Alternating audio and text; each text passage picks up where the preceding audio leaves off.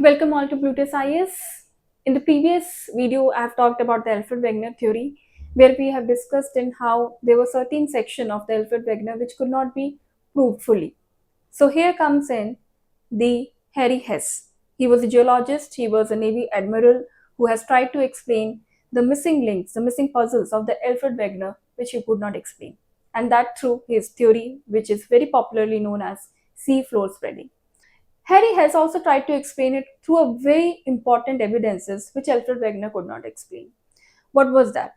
He said that the interior of the earth is having a layer which is not solid, is molten in state, which we call it as a stenosphere. Now, because of the radioactive elements present there, and as you go down, the temperature increases, so is the pressure, and therefore, this is the radioactive elements will be generating a lot of heat and will create a kind of a conveyor belt inside, which will eventually let the continents to drift. Drift means simply to move. Now, if I talk about these continents, these are the continents, and beneath them, you're having a layer. Now, let's assume that this is your asthenosphere, and here is your crust.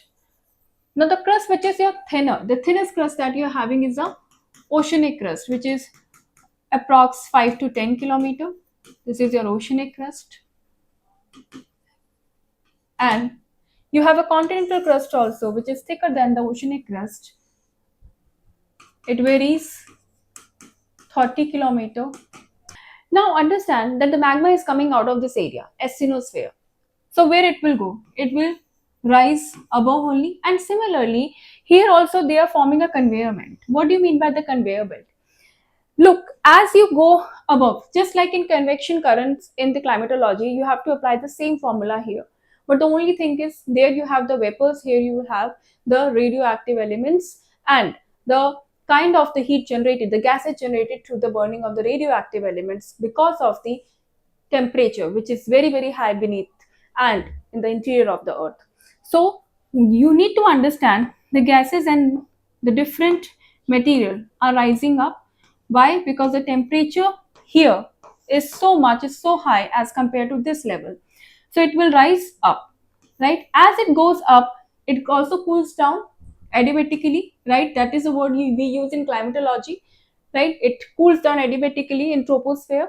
So here it will cool down, and once it will cool down, it is going to come again, it will subside, it will descend, and again what will happen, it will go up as it gets heated up, rising above, and the same cycle will be repeated in both the areas. Now, as this is a kind of a conveyor belt which has been formed, this conveyor belt is strong enough to create a kind of a force on the continents, and therefore the continents are moving northwards.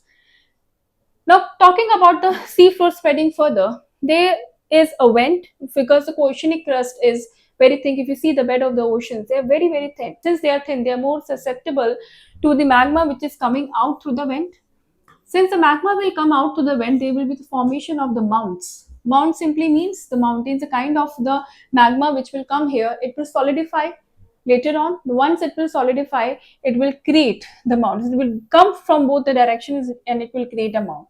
Can I call it as a new crust? Yes, definitely. This is the new crust formation. Now, Harry Hess was not fully capable of proving his theory. There came the Wine and the Matthews later who proved his theory. He needs something prominent, he needs something robust to prove his theory right. So the evidence which came later on through various geologists, Wines and Matthews, who tried to prove his theory through the concept of magnetism. What did they say? They said that these two mounts which were formed on the same time period, and similarly the mounts which are formed here on the either side of the vent were formed in the same time period, right? So since they try to relate both the concept, and there he could prove his theory. Now the question arises that if the same phenomena will keep on occurring again and again, that means the ocean crust which will be formed at the surface of the earth would be too large, would be too much. but the nature has its own way of keeping the balance. How at one side they are forming the crust, on the other side they are dismantling it. How come? For example, if you see this, this is an area through which the subduction is happening. Subduction means that the newer crust is going beneath the same layer. For example, there is a vent here. If you have seen the geomorphology part of convergent boundary, convergence simply means that the area which is more denser, for example, this is a more denser plate. If you're talking about the ocean, most of the time these are the most denser plate, and this is the continent. I'm talking about the continental crust. Now this is being more denser. What will happen to the oceanic crust? It will subduct. Subduct simply means it will go away because it is denser, and the moment it will go deeper inside the layers of the earth, then what will happen?